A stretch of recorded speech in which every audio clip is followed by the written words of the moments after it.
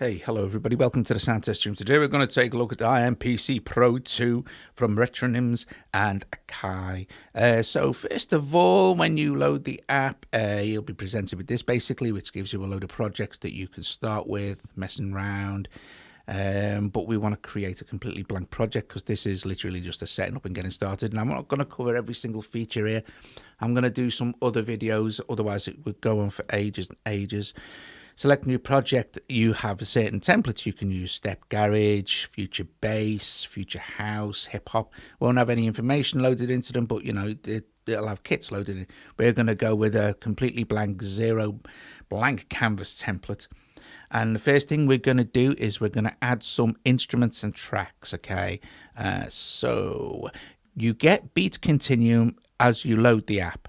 And then you can download these other three completely free from Audio Copy app. Sorry, not Audio Share, the Audio Copy app.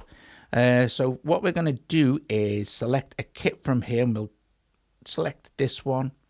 And then that kit will be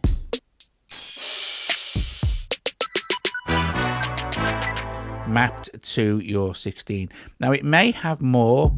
This one will have this one, and then these will be empty. And you can easily see by going to tweak and then going to sounds which pads have sounds assigned. And you can see that they don't, which means that you can, if you want to, say start adding your own samples or sounds or kicks or hits or anything to these particular pads. And you do that easily from this page as well. So tweak, sounds. These will have projects, your programs, all the sounds, okay? But if you go to sound packs, you can see that there are 148 individual samples in Beat Continuum because it has 8 kits. But you could go to, say, I don't know, the melodic collection, and you can see that there's like 16 different string sounds, and then you can sample the sounds. So if you wanted to put that in there, you just pick it up, drop it in, and it's done. Okay, so that sounds now part of your kit. So if you go back to perform, let's go back to this though, but go back to perform. And here's a tip with something like this and this page here, because I don't want it to trigger every time I fire it. If I just put hold, I can.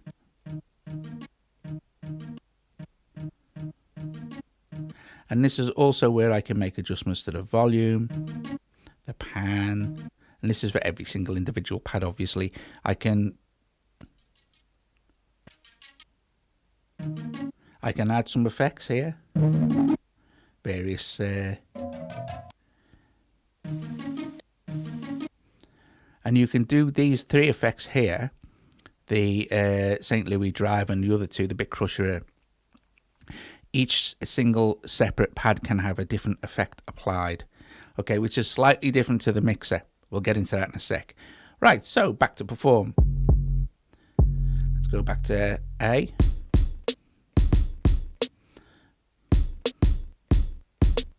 Okay, so if we go to song here, we can see that it's 2 bars long, 120 BPM.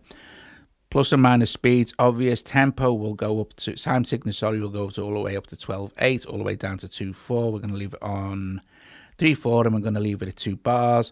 We're going to go back to perform, and we're going to hit record. Now, once we hit record and then hit play, it will give us a count in, but we don't need to worry too much about the counting because you can jump into record anywhere. But anyway, I will just record from the counting.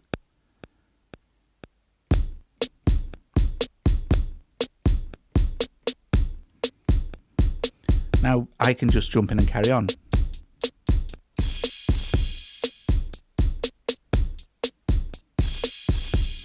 Stop record there. Now I would like that sound to be muted by that sound. So if we go to tweak now, we will see that this and this have been assigned to the same mute group, which means that if I hit this, either or will cut each other off. So I want this to be also muted to 2. So now I'll get And that's how you assign mute groups. And you can see the groups they're assigned to by the various colours that they're assigned to, sort of thing. So that's kind of self-explanatory, isn't it? At this point also, you could start recording new sounds onto, say, pads that have nothing on them. So you could select any of these pads, select new sound, go, oh, hello, hello, hello, there's a new sound, hello. And there is the actual thing I've just recorded. So we can audition the loop. Oh, hello, hello, hello, it's a new sound, hello. Oh, I mean, hello, hello, hello, it's a new sound, hello. And then we could say done, and it's not there. Why isn't it there? Did I not assign that to there? Let me see. Try it again. 1 2 1 2 1 2. Hello, hello, hello. Okay.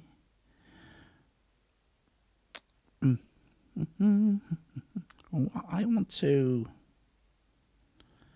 That's chopping it to pads. So that will assign it to the pads. 1 2 hello hello 2 1. You don't want to do that. This needs a video on its own. I'm gonna leave that at done. 1 2 1 2 there it is. 2 hello hello hello. And I'm gonna set that at hold as well. 1 2 1 2 1 2 1 2 1 2. I'm gonna do a separate video on that anyway of chopping it all over the pads and everything. So let's get back to our thing. Now we have recorded, and I've applied a mute to that. Now I'm going to duplicate this, so I'm going to call this again. I'm going to go back and just call it intro, and that's now called intro. And then I'm going to clone that sequence there and call it intro 2. Now I have this. Now if I have song mode, now I'm going to add some more bits and pieces to intro 2. Okay, so you get an idea of how this is going, right? So let's go back to perform. Now let us select our new track, and we shall do this, and I shall add another drum kit. I'll add this one, and now on.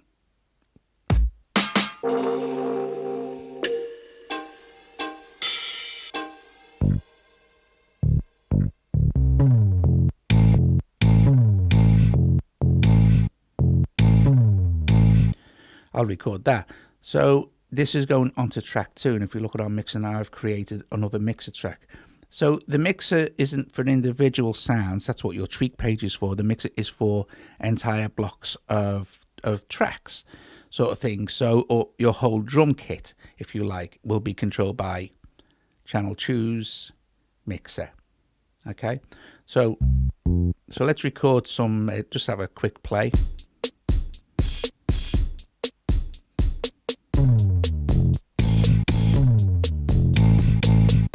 Okay, so record that.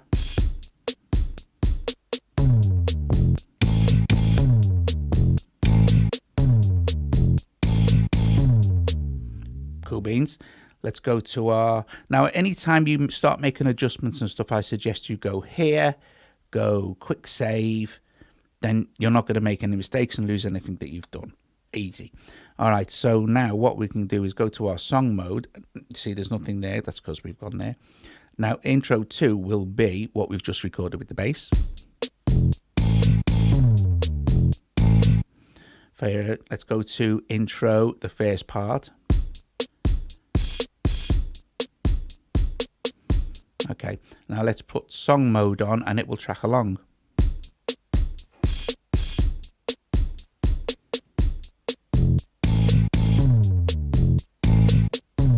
Not really much point in me building up more sequences and tracks there because you'll know how that will go. Here's the other thing, right? What we want to do is look at how the bar system works. Now, if we go to our, let's switch our song mode off and let's go with just playing that.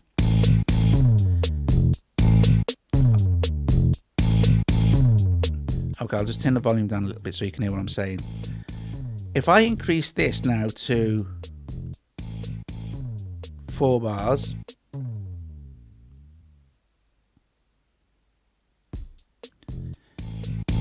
it won't duplicate my 4 bars. It'll leave 2 bars blank. at the end, so you could then go and add some other stuff to it. Let's go back to 2. If we want to duplicate it, I know it sounds stupid, but you just literally hit duplicate. Now you've got 4 bars, but of the whole thing. So repeat the sequence again.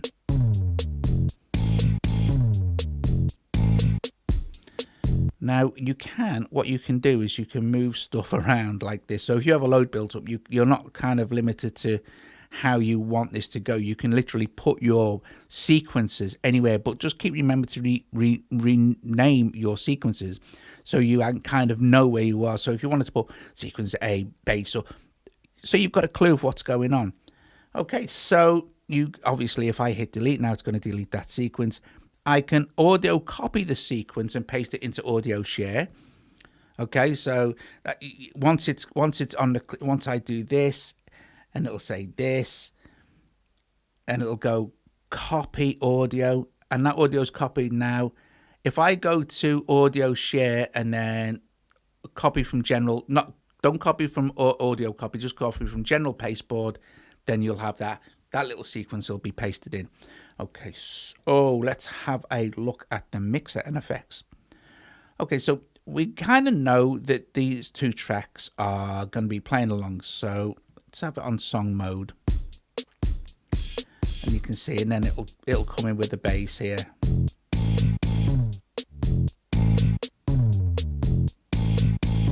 For 4 bars, and then it'll just go back to this. So for the purposes of our demo, let's switch play song off now. So all it's going to do is play sequence 2, which is intro 2.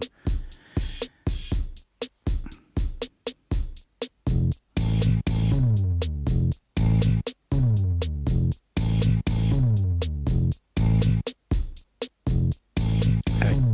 Now let's go and have a look at our effects. You can apply effects from here. You just need to switch them on or off. Now, if we go to our mix,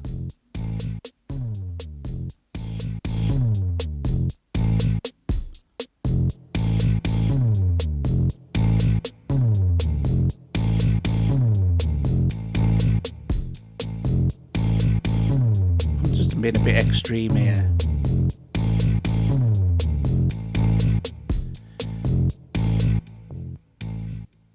Now, if you've noticed, right, each single separate sequence can have its own mixer settings, which is super, super, super cool, because it means that we can do stuff like this. Let me take the song again. Let me take intro 2, which is our bass, and let me clone that sequence, and I'll play it here, right? So, and then I'm going to clone it one more time to there, but I'm going to take this one here, which is playing, and song mode isn't switched on. If you have song mode switched on, it just keeps tracking through your sequences, sort of thing. That's kind of obvious, yeah. But here's one of the super, super, super cool things you can do, and this is, I love this, it's great. Let's take this sequence here.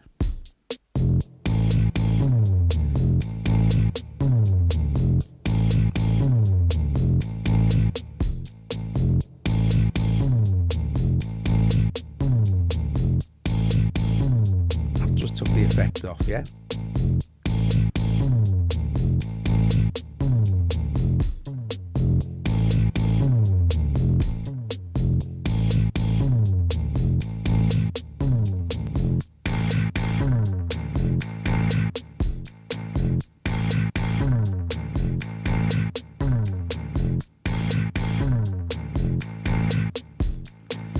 Because the mixer remembers the changes you've made per sequence,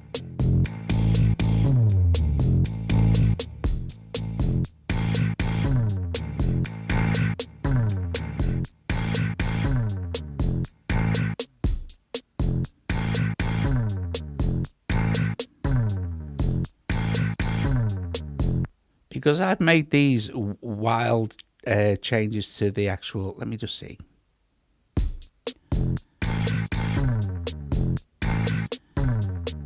I've made those changes to to this channel of sequence 3 on track 2. When I go to song mode now, if I go to this, which is intro 2, because I didn't call this, let me just rename that with put effects. I'll just put effects there so I know that that's an affected track. So if I start with, let's start with the intro. Let's put it on song mode, right?